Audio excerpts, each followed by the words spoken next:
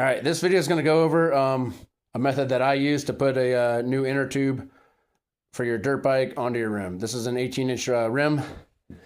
And then I'm also going to show you this tricky part for a lot of people, putting the valve stem into the rim. So to start off, take your new inner tube. That's the old one right there. Get just a little bit of air in it. You want it to look about like that, not enough to completely take shape yet. And then take some sort of lubricant. Here's a petroleum jelly or Vaseline. I lather up the entire inner tube. That's going to help prevent it from popping later. So you get your new tire onto the rim. You're going to have one bead already on there. And then the other bead is left off. And then you've probably already seen the method where this is going to be where you take your new tube and then carefully by hand, you're just squeezing it in there and situating it on the rim through that gap there all the way around.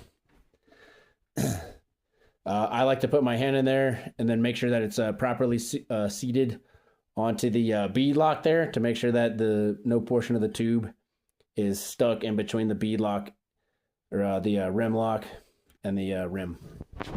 All right, come into here. The valve stem. So when I started putting the tube in, I start with this section right here.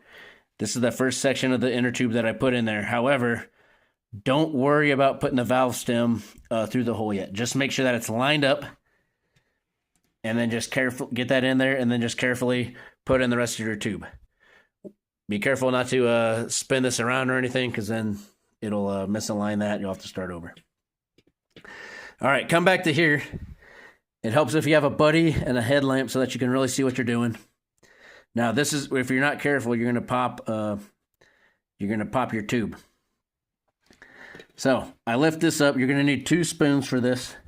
Lift this up. Make sure you look in there to see what you're doing.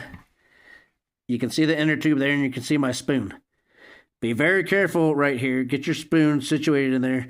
Be very controlled with it so that you don't get the tube in between your spoon and the rim. All right. Once you visually see it and you make sure that you're not going to pop your tube, take both of your spoons and then gently pull back. This does 2 things for you. I'm opening up that gap. I've already got the valve stem in here, obviously. I open up that gap and you can see it. You can make sure you bend that tire back. You can make sure that it's aligning up with that hole. You can kind of get a finger in there, help line it up, and then slowly just start kind of working it, and that valve stem will pop through the hole.